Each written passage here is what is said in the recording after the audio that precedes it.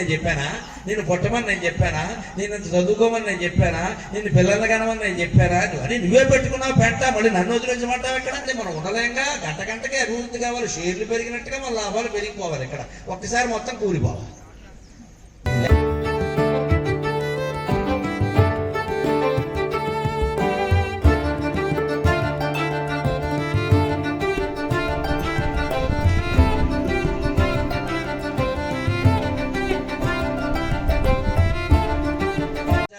కమ్మరి పని జరిగే చోట చూడండి, కొలిమి తిత్తి అని ఉంటుంది. పైకి లాగితే గాలి వస్తుంది, కిందకి నొక్కితే గాలి పోతుంది.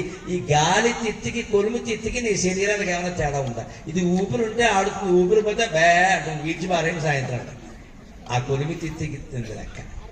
ఆ తోలు సంచి ఉంటుంది, అది నీ శరీరం. అంతకంటే గొప్ప లేదు ఇక్కడ. వైకుంఠు పొగడని వక్త్రంబు వక్త్రమే ఢమ ఢమధ్వనితోడి ఢక్కగాక. విష్ణుమూర్తిని కీర్తించకపోతే అది అది అది ముఖం కాదు, ఊరికే డప్పు కొట్టినట్టు లెక్క. డక్క డక్క కొట్టుకోవడమే, డామ్ డామ్ డామ్ అని. ఏమి శబ్దం ఇక్కడ? భగవంతుడిని పొగిడింది సరైనటువంటి నోరు. కమలీసు చూడని కన్నులు కన్నులే తనుగుడియ జాల రంధ్రములుగాక. భగవంతుడిని చూడడానికి కాకపోతే ఈ కళ్ళు మనకు ఎందుకు ఉంటాయంటే ఉండి ఉపయోగం ఉంది. ఇక్కడ గోడకి కన్నాలు కిటికీలు ఉన్నట్టే నీ శరీరానికి కళ్ళు ఉన్నాయి. ఇక్కడ అవి భగవంతుడిని చూస్తే సార్థకం అవుతాయి, లేకపోతే నిరర్థకం అవుతాయి. ఏం చేస్తావో తెలుసుకోవాలి. హరిభూజనములేని హస్తంబు హస్తమే తరుశాఖ నిర్మిత దర్విగాక. భగవంతుడిని పూజ చేయకపోతే, ఆయనకి షోడశోపచారాలు చేయకపోతే, ధూపదీప నైవేద్యాలు ఇవి నీ చేతులతో పెట్టకపోతే, నీ చేతులకి చెట్టు బొమ్మకి తేడా ఏదన్నా ఉందా అంటున్నాడు ప్రహ్లాదుడు. తరుశాఖ నిర్మిత దర్విగాక. చెట్టు నుంచి తయారు చేసిన చెట్టుకి ఈ చేతికి ఏమైనా తేడా ఉందా? చక్రి చింతలేని జన్మంబు జన్మమే తరళ సలిల బుద్భుదంబుగాక. భగవత్ చింతన లేని జన్మ ఎటువంటిదంటే, కుళాయి నీళ్లు బకెట్లో పడేటప్పుడు చూడండి, నీళ్ళు అలా పడుతూ ఉంటే బుడగలు వస్తూ ఉంటాయి. వచ్చిన బుడగలు వెంటనే బకెట్ అంచుల్లోకి వెళ్ళగానే మాయమవుతాయి. అలాగే ఈ జన్మ కూడా మాయమైపోతుంది. ఆ నీటి బుడగకి మన జన్మకి తేడా ఏదన్నా ఉందా? విష్ణు భక్తి లేని విబుధుండు విబుధుడే పాదయుగముతోడి పశువుగాక.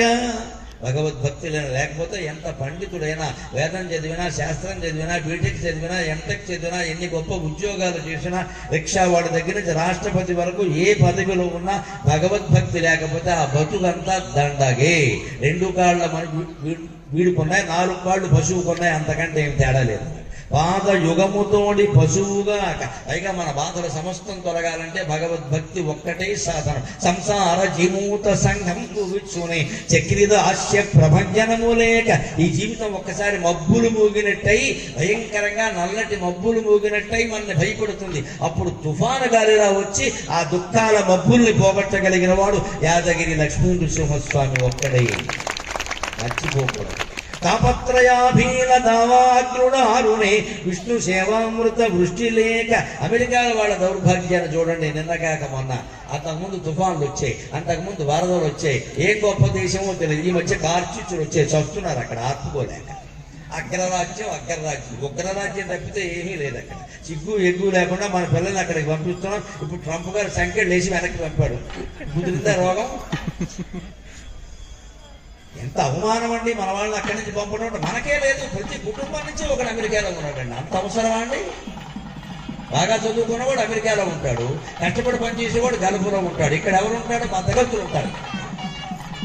మొత్తం దేశాన్ని పడుకోబెట్టి దానికి విరుగుడు ఇది. ఏం చేస్తున్నావు? ఎందుకంత తాపత్రయం? ఆ దావాగ్ని ఆర్పడం అమెరికా వాళ్ళ వల్ల కాలేదు. కాలిఫోర్నియాలో చిచ్చు వస్తే ఏం చేయలేక కాళ్ళు దాకా విమానాలతో నీళ్లు పోసారు వేర్లిమోక. దావాగ్ని ఆరాలంటే భారతీయ ఋషులు ఎప్పుడో కనిపెట్టిన సాధనం. దావాగ్ని ఎందుకు వచ్చిందో కనుక్కో, మూలంలోకి వెళ్ళు, అదే ఆరుతుంది. దావాగ్ని ఎందుకు వస్తుందండి? చెట్టు రాసుకోవడం వల్ల, చెట్లన్నీ దగ్గరగా ఉండడం వల్లే దావాగ్ని వస్తుంది. అడవిని కాల్చే ఎవరు అగ్గిపుల్లెట్టు అంటే తనక. అది మళ్ళీ పోవాలి అంటే వాన కురవాలి. ఆ వాన దావాగ్ని వల్లే కురుస్తుంది. ఆ చెట్లన్నీ రాసుకోవడం వల్ల, మంట రావడం వల్ల పొగ బాగా పైకి వెళ్ళి మేఘాలను దగ్గరికి తీసుకొచ్చి వర్షం కురిపిస్తుంది. ఆ చెట్లు అంటుకోవడానికి సహజమైన వర్షం రావాలి, లేకపోతే కుదరదు. జీవితం దావాగ్నిగా మారితే భగవద్భక్తి అనేటువంటి వర్షంతో మళ్ళీ అది శాంతిస్తుంది ఖచ్చితంగా. ఎంత గొప్ప మాట చెబుతున్నాడు ప్రహ్లాదుడు. పోతన గారు ఎంత గొప్ప కవి, ఎన్ని పరిష్కారాలు ఉన్నాయి. ఇవాళ ఆధునికమైన ఆందోళనలన్నిటికీ ఈ పద్యమే పరిష్కారం. సర్వంగ సాధౌగ జలరాశులింకునే హరి మనీష బడభగ్నిలేక. ఇవాళ సముద్రాన్ని చూస్తున్నారు మీరు. ఆంధ్ర ప్రాంతానికి వెళ్ళినప్పుడు బందర దగ్గర కానీ, కాకినాడ దగ్గర కానీ, విశాఖపట్నం దగ్గర కానీ సముద్ర తీరానికి వెళ్ళండి. ఒక్కసారి సముద్రాన్ని చూస్తే మనస్సు విశాలమవుతుంది. ఎంత నీరుందంటే సముద్రంలో, ఎన్ని లీటర్లు, ఎన్ని గ్యాలన్లు, ఎన్ని ఏదో ట్యూబ్ లేవు అంటారే అలాగా ఎన్ని టీఎంసీల నీళ్లు ఉన్నాయండి, ఎవరైనా చెప్పగలరా? కానీ ప్రళయకాలంలో ఈ మొత్తం సముద్రంలో ఉండే నీటిని దాని లోపల ఉండే అగ్ని శిఖ మొత్తం మింగేస్తుంది. దాన్నే బడబ అగ్ని అంటారు. దాని ఆకారం గుర్రం ఆకారంలో ఉంటుంది. బడబ అంటే గుర్రం, అందున ఆడుగుర్రం ఆకారంలో ఉంటుంది ఆ అగ్ని శిఖ. అది ఎప్పుడూ సముద్రంలో ఉంటుంది, ఎప్పుడూ అది మండుతూనే ఉంటుంది.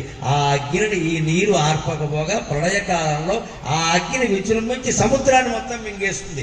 అలాగా మన జీవితంలో పాపసాగరాలు, పాపం అనే సముద్రం పోవాలి, ఇంకిపోవాలి అంటే హరి మనీషా బడవ అగ్ని నమో నారాయణాయ నమో నారాయణాయ నమో నారాయణాయ అని మన బుద్ధికి నేర్పిన మంత్రం ఉంది. అది బడబాగ్నిగా మారి జీవితం అనే దుఃఖ సముద్రాన్ని ఇంకింపజేస్తుంది ఖచ్చితంగా.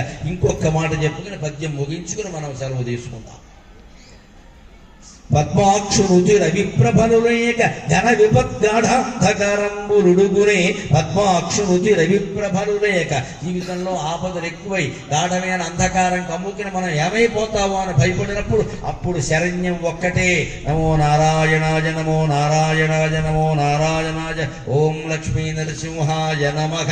అటువంటి మంత్రం ఏది యాదగిరిగుట్ట క్షేత్రంలో 24 గంటలు మీకు వినపడుతూ ఉంటుందో అది మీ గుండెల్లో మోగాలి, అది మీ గుండెల్లో మోగాలి. అప్పుడు జీవితంలో కష్టాలు ఉండవు, దుఃఖాలు ఉండవు.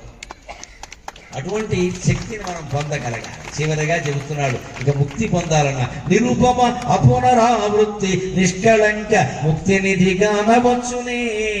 ముక్తికి సాటి లేదు. ఈ ముక్తి నమ్ముకుంటే ముక్తి రాదు. అన్నిటి నుంచి విముక్తి. ముక్తి అంటే ఏమిటో తెలుసా? వదిలేయడం అండి. కొత్తగా పొందవలసింది ఏం లేదు. ముక్తి అంటే ఏదో పొందడం కాదు, అది ఎవరో ఇవ్వడానికి మినపరొట్టు కాదు, కేక్ కాదు. అది ఉన్న వదిలించుకోవడమే ముక్తి. ఎప్పుడూ ఒకటి గుర్తుపెట్టుకోండి, వదిలేయడం మన చేతుల్లో ఉంది, పొందడం అంటే ఆయన చేతుల్లో ఉంది. ఉన్నది వదిలించుకోవడం మన చేతుల్లోనే ఉంది. నాకు ఈ బంధాలు వదిలించమంటే దేవుడు ఒప్పుకో. నువ్వే పెట్టుకున్నావురా, నువ్వే వదిలించుకోవాలి. నేను పెళ్లి చేసుకోమని నేను చెప్పానా? నేను పుట్టమని నేను చెప్పానా? నేను చదువుకోమని నేను చెప్పానా? నేను పిల్లలు కనమని నేను చెప్పానా? అని నువ్వే పెట్టుకున్నావు పెంట, మళ్ళీ నన్ను వదిలించమంటావు ఎక్కడ? అంటే వదిలించుకోవడం మన చేతుల్లో ఉంది, పొందడం ఆయన అనుగ్రహం ఉండాలి. ఏదైనా పొందాలంటే ఆయన అనుగ్రహం ఉండాలి. వదిలించుకోవడానికి ఎందుకంటే ఒక విద్య నేర్చుకోవాలంటే గురువు అనుగ్రహం ఉండాలి. నేర్చుకున్న విద్య మానేయడానికి ఆయన అనుగ్రహం ఎందుకు? మనం బడగొట్టేస్తే సరి ఉన్నది పోతుంది. అనభ్యాసే విషం విద్య అన్నారు. అంటే వదిలించుకోవడం ఎప్పుడు మన చేతుల్లో ఉంది, పొందడం ఆయన చేతుల్లో ఉంది. అంటే ముక్తి పొందేది ఏం లేదండి. ముక్తి కోసం ఆయన అడగక్కర్లేదు కూడా. ఉన్నది వదిలించుకోవడమే. వదిలించుకుంటే సార్ ఇక్కడ రమణ మహర్షి దగ్గరికి ఒక 70 ఏళ్ళ ఆవిడ వచ్చి పరిగెత్తుకుంటూ ఆర్టీసీ వచ్చి దిగొచ్చి ఆయన కాళ్ళ మీద పడి నాకేమీ వద్దు మోక్షం వేయండి, నాకేమీ వద్దు మోక్షం వేయండి అన్నాడు. ఆయన ఇస్తాను కాసేపు కూర్చో, అలా కవి దగ్గర కూర్చున్నాక అప్పుడు చెప్పాడు అందరితో, ఆవిడ చూడండి ఎంత అమాయకురారో, ఏమీ అక్కర్లేదు మోక్షం ఇమ్మంటుంది. ఏమీ అక్కర్లేదంటే అది మోక్షమే కదా, ఒకటి ఇచ్చేది ఉంది అన్నారు. ఇది మోక్షం. నీకేమీ అక్కర్లేదనే స్థితిలోకి వచ్చావా నువ్వు? లేదు. మనకేవో కావాలని ఈ కావలసిన కోరికల్లో మోక్షం కూడా ఒకటి అనుకుని మోక్షం అదో కోరిక. ఆ కోరిక కూడా లేకపోవడమే మోక్షం. ఏమీ అక్కర్లేదు అనుకుంటే మోక్షమే. ఒకరు ఇచ్చేది ఏమిటి ఇక్కడ? ఆయనకి ఏమీ అక్కర్లేదు అనుకుంటే కొండ కింద గుహలో కూర్చున్నాడు. ఇంత గుడి కట్టమని ఆయన కోరాడా? ఇదివరకు ఏది కట్టకముందు ఎలా ఉన్నాడు, ఇప్పుడు అలాగే ఉన్నాడు ఆయన. మనం అందరం వచ్చినా అలాగే ఉంటాడు, మనం రాకపోయినా అలాగే ఉంటాడు. ఆయన వైభవానికి ఏం లోటు లేదు. అలాగే మనం కూడా జీవితంలో ఒకలాగే ఉండగలిగితే ఉండొచ్చునండి. మనం ఉండలేంగా. గంటకే అభివృద్ధి కావాలి. షేర్లు పెరిగినట్టుగా మన లాభాలు పెరిగిపోవాలి. ఇక్కడ ఒక్కసారి మొత్తం కూలిపోవాలి. ఇది లేకపోవడమే ముక్తి. అందుకని నిరుపమమైన, సాటి లేని, నిష్కళంకమైన ముక్తి అని నిధి కావాలి. పూర్వం నిధి కావాలంటే ఏం చేసేవారు తెలుసా?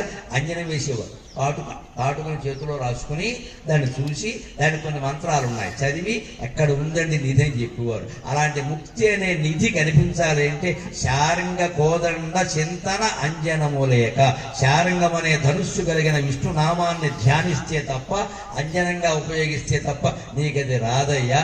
తామరస గర్భనకునైనా నీకు కాదు బ్రహ్మదేవుడు కూడా అంతే అని చెప్పి ప్రహ్లాదుడు ఒక్క సుభాషితం చెప్పవయ్యా అన్నందుకు మళ్ళీ హిరణ్యకశిపుడిని నోరెత్తకుండా వాయించేశాడు మొత్తం ఉపన్యాసం రూపం.